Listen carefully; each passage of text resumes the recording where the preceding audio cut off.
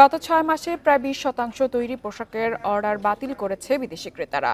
শ্রমিক অসন্তোষে এখনো আস্থা পাচ্ছেন না তারা। উদ্যোক্তারা জানিয়েছেন আশুলিয়া এলাকার কারখানাগুলো নিয়ে আস্থা কম তাদের। বিজিএমইএ ও বিকেএমইর হিসেবে পরিস্থিতির উন্নতি না হলে আগামী ৬ মাসে সারা দেশে প্রায় ১০০ কারখানা বন্ধ হবে। সাভার ও আশুলিয়ায় ছোট বড় পোশাক কারখানার সংখ্যা ৪৫০টি। জুলাই অভ্যুত্থান পরবর্তী শ্রমিক অসন্তোষের কবলে এই এলাকার কারখানাগুলো বন্ধ হয়েছে। বিজিএমইএ ও বিকেএমইএর তালিকাভুক্ত ২০০ কারখানা। ব্যবসায়ীরা জানিয়েছেন আশুলিয়া এলাকায় শ্রমিক অসন্তোষ পর্যবেক্ষণ করছেন বিদেশি ক্রেতারা। এসব কারখানায় কাজ দিতে আস্থা পাচ্ছেন না তারা। ব্র্যান্ড বায়ারগুলি এখন আশুলিয়া বেল্টের যে কোনো ফ্যাক্টরিতে কাজ দেওয়ার ক্ষেত্রে একটু খুব সতর্ক বা সচেতন। তারা অনেকটাই আস্থাহীনতায় ভুগছে। আমাদের অর্ডার যে অন্য জায়গায় যাচ্ছে তার প্রমাণটা সামনে পাওয়া যাবে। ব্যবসায়ীরা বলছেন পরিস্থিতি সামাল দেওয়া না গেলে আগামী ৬ মাসে আরও ১০০ কারখানা বন্ধ হওয়ার আশঙ্কা রয়েছে। তারা হয়তো চেষ্টা করছে ব্যাংকের সাথে কোনো নেগোসিয়েশন করে একটা পর্যায়ে গিয়ে আবার যদি পারে চালু করবে, না হয়তো তারা হয়তো পার্মানেন্টলি বন্ধ হয়ে যাবে। অর্থাৎ আগামী ১ বছরে অন্তত আরও ১০০ ফ্যাক্টরি বন্ধ হয়ে যাওয়ার আমরা আশঙ্কা করছি। 100% ফ্যাক্টরি সচল রাখলে কিন্তু ধরুন ব্যাংকের রিপেমেন্ট করতে পারবো, ওয়ার্কারদের স্যালারি দিতে পারবো। হ্যাঁ, কিন্তু আমাকে যদি এখন আমার 20% ক্যাপাসিটির আমার যদি ফ্যাক্টরি চলে, তাহলে কিন্তু যেটা হবে যে আমি তো ফাইন্যান্সিয়ালি সচল হব না। যদিও অর্থনীতিবিদরা বলছেন বহুজাতিক কোম্পানিগুলো বাংলাদেশ থেকে গড়পড়তা সস্তা পোশাক কিনছে, ফলে তারাও বাংলাদেশের উপর নির্ভরশীল। তাই সাময়িক অস্বস্তি থাকলেও বড় আকারে বাজার হারানোর আশঙ্কা নেই। ভিয়েতনাম বলি, ক্যাম্বোডিয়া বলি, কারোরই এত বড় সাপ্লাই বেজ নেই। সুতরাং বড়ভাবে এখান থেকে মার্কেট শিফট হয়ে যাবার কোনো আশঙ্কা নেই। তবে হ্যাঁ, সাময়িক কারণে কিছু সময়ের জন্য হয়তো কিছু অর্ডার এদিক সেদিক শিফট হতে পারে। তবে ক্ষতি কাটিয়ে আগামী শীতের জন্য কাজ পেতে আগাম তৎপরতার কোনো বিকল্প নেই বলে মনে করছেন ব্যবসায়ীরা। তৌহিদ রানা, ইন্ডিপেন্ডেন্ট নিউজ, ঢাকা। বাজার স্বাভাবিক রাখতে ২০ জানুয়ারি থেকে রাজধানীর ২০টি পয়েন্টে ন্যায্য মূল্যে ডিম ও মুরগি বিক্রি করবে পোল্ট্রি অ্যাসোসিয়েশন। রিপোর্টার্স ইউনিটিতে এক সংবাদ সম্মেলনে এ তথ্য জানান সংগঠনের নেতারা।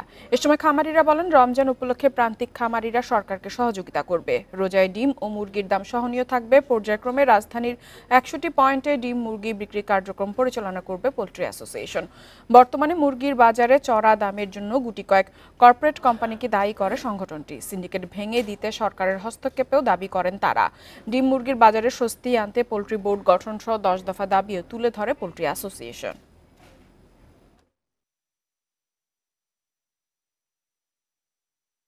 ডিম মুরগির বাজারে অস্থিরতার জন্য প্রধান কারণ হচ্ছে পোল্ট্রি ফিড এবং মুরগির বাচ্চার সিন্ডিকেট। এই সিন্ডিকেটকে যতদিন বন্ধ করা না যাবে, এই সিন্ডিকেটকে যতদিন লাগাম টানা না যাবে, ততদিন কিন্তু বাংলাদেশের বাজারে ডিম মুরগি স্বস্তি আসবে না। ঢাকা আন্তর্জাতিক বাণিজ্য মেলায় এখনো শেষ হয়নি স্টল প্যাভিলিয়ন তৈরির কাজ। তীব্র শীতের কারণে মেলায় ক্রেতা দর্শনার্থীর উপস্থিতিও কম। আগামী সপ্তাহ থেকে বেচাকেনা জমজমাট হবে বলে আশাবাদী ব্যবসায়ীরা। ক্রেতা আকর্ষণে বিক্রেতাদের হাকডাক শুনে নিউ মার্কেট কিংবা গুলিস্তান এলাকা মনে হলো এ দৃশ্য পূর্বাচলে শুরু হওয়া ঢাকা আন্তর্জাতিক বাণিজ্য মেলার। মাসব্যাপী মেলায় তেমন সাড়া নেই ক্রেতা দর্শনার্থী, তাই এমন হাকডাকেও মিলছে না প্রত্যাশিত ক্রেতা। টুকটাক কাস্টমার আছে, আলহামদুলিল্লাহ, আশা করি ভালো হবে। আমরা আপনার 4 বছর ধরে করতেছি, তো মোটামুটি আমাদের এখন তো খারাপ হয় নাই। এটা আন্তর্জাতিক মেলা, যেহেতু আমরা এই লোকালের মতো কোনো কিছু চাচ্ছি না, আমরা চাচ্ছি সেটা আন্তর্জাতিক মানের কোনো কিছু ভালো কিছু হোক। তাই আমরা লোকালের মতো যদি এখানে ফ্যাসিলিটি পাই, সেটা তো আর হলো না। মেলা ঘুরে দেখা যায় এখনও চলছে স্টল প্যাভিলিয়ন তৈরির কাজ। মেলায় মানসম্পন্ন পণ্য না পাওয়ায় হতাশ ভোক্তারা, আর ব্যবসায়ীদের আশা আগামী সপ্তাহ থেকে ভালো বিক্রি হবে। কয়েকদিন থেকে আজকে আমরা দেখতে পাচ্ছি লোকজনের সমাগম অনেক বেশি, এবং আমরা এক্সপেক্ট করতেছি মেলাটা অনেক ভালোই চলবে। আর আমাদের স্টলে তো অনেক নতুন নতুন প্রোডাক্ট আসছে এবং সবাই খুব খুশি।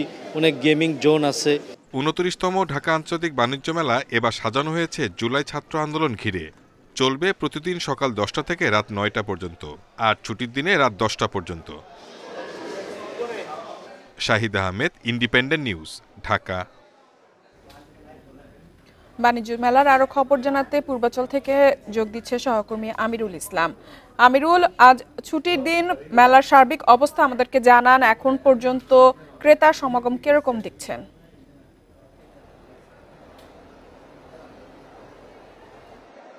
29তম ঢাকা আন্তর্জাতিক বাণিজ্য মেলা চলছে এবং আজকে সেই বাণিজ্য মেলার ৪র্থ দিন এবং এই দিনে কিন্তু বাণিজ্য মেলাতে যেরকম মানে মেলার মধ্যবর্তী সময়ে যেরকম সমাগম থাকে মানুষের, দর্শনার্থী বা ক্রেতাদের, আজকে কিন্তু সেই সব দর্শনার্থী বা ক্রেতাদের সমাগম অনেকটাই কম। আমি বিকাল থেকে এখানে অবস্থান করছি এবং এখানে কিন্তু অন্যান্য সময়ে যেরকম লোক দেখা যায়, যেরকম ক্রেতা দেখা যায়, সেরকম ক্রেতা কিন্তু আজকে দেখা যাচ্ছে না। বেশিরভাগ মানুষই দর্শনার্থী হিসেবে এখানে ঘুরতে এসে আবার চলে যাচ্ছেন। আমি কয়েকজন ক্রেতাদের সাথে কথা বলেছি, তারা বলছেন যে তাদের আসলে পণ্য কেনার যে একটা আকাঙ্ক্ষা সেটি অনেকটাই কমে গেছে। তাদেরকে জিজ্ঞেস করার পর তারা বলছেন যে আসলে মূল্যস্ফীতির চাপে পণ্যের দাম আজকের এবারের যে বাণিজ্য মেলা সেখানে অনেকটাই বেশি। সাধারণত অন্যান্য বাজারে মেলার বাইরের যে সব মার্কেট রয়েছে সেসব মার্কেটে পণ্যের দাম যেরকম দেখা যায়, আজকের বাণিজ্য মেলা, এবারে বাণিজ্য মেলায় কিন্তু সেই সব পণ্যের দামই 100 থেকে 150 টাকা বেশি। তাই খুব সাধারণভাবেই তারা আসলে সেসব পণ্য থেকে আকাঙ্ক্ষা সরিয়ে ঢাকার যে মেলার বাইরের যে মার্কেট রয়েছে সেসব মার্কেট থেকে পণ্য কিনতে স্বাচ্ছন্দ্য বোধ করছেন। তাছাড়া আমরা আসলে বিভিন্ন বিক্রেতাদের সাথেও কথা বলেছি, তারা বলছেন যে এবার যে বাণিজ্য মেলা রয়েছে এবার মূল্যস্ফীতির চাপের কারণে খরচটাও অনেকটা বেশি হয়েছে স্টল বসানোতে। তারা বলছেন যে গতবার থেকে এবার অনেক গুণ খরচ বেশি হয়েছে স্টল বসানোর ক্ষেত্রে, সেই জন্য পণ্যের দামটাও তারা একটু বেশি রাখছেন। আর এই চাপটা কিন্তু আসলে ক্রেতাদের উপরই পড়ছে। আমরা আজকের বাজারে দেখছি যে যেসব পণ্য রয়েছে 150 থেকে 100 টাকা থেকে ধরে হাজার হাজার টাকার পণ্য এখানে উপস্থাপন করা হয়েছে। তবে 362টি স্টল এবং পেভিলিয়ন বসানোর যে কথা রয়েছে সেসব পেভিলিয়ন কিন্তু এখন পর্যন্ত স্থাপন করা হয়নি। বেশ কয়েকটি স্টল এবং পেভিলিয়ন কিন্তু এখনো বসানো বাকি রয়েছে। আমরা যে কর্তৃপক্ষ রয়েছে সেসব কর্তৃপক্ষের সাথে কথা বলেছি, তারা বলছেন যে আগামী সপ্তাহের মধ্যেই এইসব স্টল এবং পেভিলিয়নের কাজ শেষ হয়ে যাবে এবং তখন থেকেই যে ক্রেতা এবং দর্শনার্থীদের সমাগমটা আরো অনেকটা বাড়তে শুরু করবে। আমরা আরো কয়েকজন মানুষের সাথে কথা বলছি, তারা বলছেন যে এইখানে যে স্টলের মধ্যে যে পণ্য সব পাওয়া যাচ্ছে তাদের একটাই অভিযোগ, এই স্টলের যে পণ্যগুলো রয়েছে সেসব পণ্যর মান নিয়ে তারা অনেকটাই সন্দেহ প্রকাশ করেছে। মান তারা বলছেন যে এখানে খুব নিম্নমানের পণ্য পাওয়া যাচ্ছে যেগুলো আসলে তাদের প্রত্যাশিত না। এই ছিল তিথি আমার কাছে সর্বশেষ। আমিরুল, আমাদেরকে সবশেষ খবর জানানোর জন্য আপনাকে ধন্যবাদ। চলে যাচ্ছি পরবর্তী সংবাদে।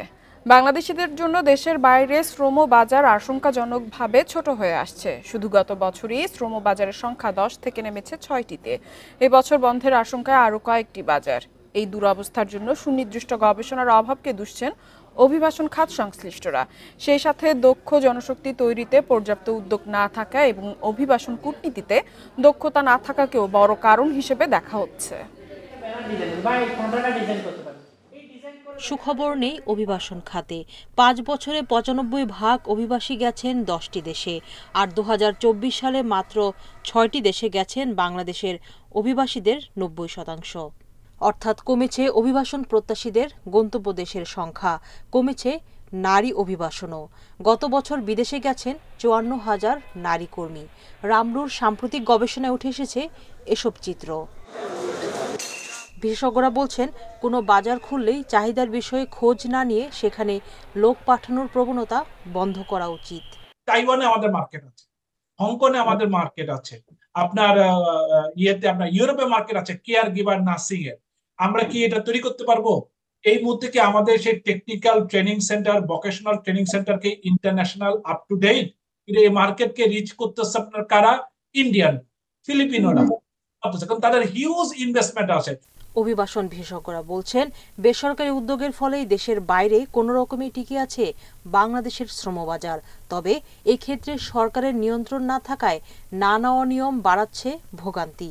অর্থাৎ আমরা যদি সরকারিভাবে, এমনকি মধ্যপ্রাচ্যের বিভিন্ন দেশ যেখানে আমাদের বাংলাদেশিরা যায়, অধিকাংশ যায়, আমরা যদি তাদের সাথে সমঝোতা স্মারকের পরিবর্তে আস্তে আস্তে বাইল্যাটারাল এগ্রিমেন্টের দিকে না আসি, তাহলে এটা আরও সংকুচিত হয়ে যাচ্ছে। যে প্রবাসী কল্যাণ মন্ত্রণালয়ের আন্ডারে নিয়মিতভাবে প্রশিক্ষণের ব্যবস্থা করা কূটনীতির ব্যাপারে, অভিবাসন কূটনীতি, আর বিশেষ করে পররাষ্ট্র মন্ত্রণালয়ের যে প্রশিক্ষণগুলো হয় যেমন ফরেন সার্ভিস একাডেমি, সেখানে যদি এটাকে একটা বাধ্যতামূলকভাবে ইনক্লুড করা যায়।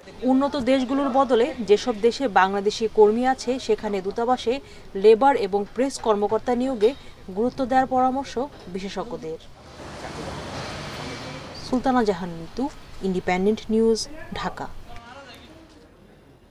এবার বিদায়ী সপ্তাহের শেয়ার বাজারের খবর। গত সপ্তাহে প্রধান পুঁজি বাজার ঢাকা স্টক এক্সচেঞ্জে মূল্য সূচকের মিশ্র অবস্থানের মধ্য দিয়ে লেনদেন হয়েছে। নতুন বছরের প্রথম সপ্তাহে ডিএসইতে লেনদেন বেড়েছে 118 কোটি 33 লাখ টাকা। একই সঙ্গে বাজার মূলধন বেড়েছে 2791 কোটি টাকা। অন্যদিকে চট্টগ্রাম স্টক এক্সচেঞ্জে বিদায়ী সপ্তাহে সূচক বাড়লেও টাকার অঙ্কে লেনদেন কমেছে। বিদায়ী সপ্তাহে 4 কার্যদিবসের মধ্যে 3 দিনই সূচক বেড়েছে ঢাকার শেয়ার বাজারে। এতে সপ্তাহ শেষে ডিএসইএক্স সূচক বেড়েছে 15.17 পয়েন্ট, অবস্থান 5199 পয়েন্টে। সূচকের সঙ্গে ডিএসইতে বেড়েছে লেনদেনের গতিও। বিদায়ী সপ্তাহে লেনদেন হয়েছে 1392 কোটি টাকা। আগের সপ্তাহে লেনদেন ছিল 1174 কোটি টাকা। সেই হিসেবে সপ্তাহের ব্যবধানে লেনদেন বেড়েছে 218 কোটি 33 লাখ টাকা। বিদায়ী সপ্তাহে বাজার মূলধনও বেড়েছে 2791 কোটি টাকা। প্রথম কার্যদিবসে লেনদেন শুরুর আগে ডিএসইর বাজার মূলধন ছিল 6,60,160 কোটি টাকা। সপ্তাহের শেষ কার্যদিবসে বাজার মূলধন দাঁড়িয়েছে 6,62,991 কোটি টাকা। গত সপ্তাহে হাতবদলে অংশ নেওয়া 396টি কোম্পানি ও মিউচুয়াল ফান্ডের মধ্যে দর বেড়েছে 164টির, কমেছে 182টির। অপরিবর্তিত রয়েছে 50টি প্রতিষ্ঠানের শেয়ারের দর। সপ্তাহ জুড়ে সবচেয়ে বেশি লেনদেন হওয়া প্রতিষ্ঠানের তালিকায় প্রথম অবস্থানে রয়েছে ওরিয়েন্ট ইনফিউশন, দ্বিতীয় রবি, তৃতীয় অবস্থানে বাংলাদেশ শিপিং কর্পোরেশন। শতাংশের দিক থেকে দরবৃদ্ধির তালিকায় আধিপত্য জেড ক্যাটাগরির শেয়ারের। প্রথম 3টি প্রতিষ্ঠানই এ তালিকার। প্রথম ওয়েস্টার্ন মেরিন শিপইয়ার্ড, দ্বিতীয় খুলনা প্রিন্টিং অ্যান্ড প্যাকেজিং, তৃতীয় অবস্থানে ইয়াকিন পলিমার। অন্যদিকে বিদায়ী সপ্তাহে চট্টগ্রাম স্টক এক্সচেঞ্জের সার্বিক সূচক 117 পয়েন্ট বেড়ে অবস্থান করছে 14,552 পয়েন্টে। সপ্তাহ জুড়ে লেনদেন হয় 167 কোটি 46 লাখ টাকা। ইফাতারা, ইন্ডিপেন্ডেন্ট নিউজ। পলিথিন শপিং ব্যাগের নিষেধাজ্ঞা কার্যকরে বাজার মনিটরিং কার্যক্রম পরিচালনা করছে পরিবেশ মন্ত্রণালয় ও পরিবেশ অধিদপ্তরের যৌথ টিম। শনিবার সকালে রাজধানীর হাতিরপুল ও পলাশী কাঁচা বাজারে সচেতনতামূলক অভিযানের নেতৃত্ব দেন সংস্থাটির অতিরিক্ত সচিব তপন কুমার বিশ্বাস। এ সময় কর্মকর্তারা বিক্রেতাদের মাঝে পলিথিন ব্যবহারের ক্ষতিকর দিক তুলে ধরেন। কাপড়, কাগজ ও পাটের তৈরি পরিবেশ বান্ধব বিকল্প ব্যাগ ব্যবহারের অনুরোধ করেন। তবে অভিযানে কোনো জরিমানা করা হয়নি। এ ধরনের অভিযান অব্যাহত রাখার পাশাপাশি পলিথিনের উৎপাদক পর্যায়েও নিয়মিত অভিযান ও জরিমানা করা হচ্ছে বলে জানান অভিযান পরিচালনাকারী কর্মকর্তারা।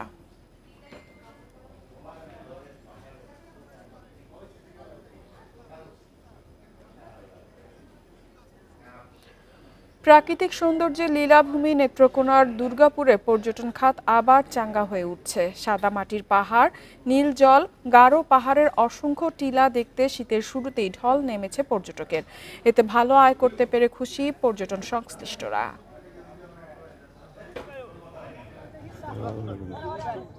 দুর্গাপুরের সাদামাটি পাহাড়ের নৈসর্গিক দৃশ্য, নীল জল, গারো পাহাড়ের ছোট বড় টিলা, এমন মনোমুগ্ধকর দৃশ্যের টানে পর্যটকের ঢল লেগেই থাকে সারা বছর। তবে সাম্প্রতিক পট পরিবর্তন আর বর্ষার কারণে প্রায় 6 মাস পর্যটক শূন্য ছিল দুর্গাপুর। পরিস্থিতির উন্নতি হওয়ায় শীতের শুরুতেই ঢল নেমেছে পর্যটকদের। বিজয়পুর চীনামাটি পাহাড়, আসলে এখানে সবাই এই মনোমুগ্ধকর পরিবেশে সবাই আসলে নিজের মনের একটা প্রশান্তি দূর করার জন্য এখানে আসে আর কি। আমার খুব ভালো লাগলো, আমি সিলেট থেকে আসছি।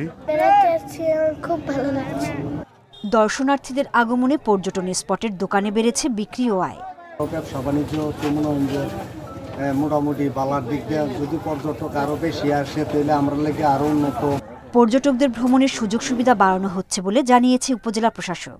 বিভিন্ন সমস্যা সম্পর্কে অবহিত হয়েছি। উপজেলা পরিষদের পক্ষ থেকে আমরা পর্যটকদের যে সমস্যাগুলো সেগুলোকে যথাসম্ভব লাঘব করার জন্য কাজ করছি। নেত্রকোনা শহর থেকে 30 কিলোমিটার দূরে গারো পাহাড় বেষ্টিত দুর্গাপুর উপজেলা। প্রতি বছর এর প্রাকৃতিক সৌন্দর্য দেখতে আসেন অসংখ্য পর্যটক। Independent news. আর এই ছিল অর্থনীতি সারাদিনের আজকের আয়োজনে। ইন্ডিপেন্ডেন্ট টেলিভিশনের সব খবর আরও জানতে চোখ রাখুন ফেসবুক, ইউটিউব এবং এক্সে। আমন্ত্রণ আমাদের পরবর্তী সংবাদে।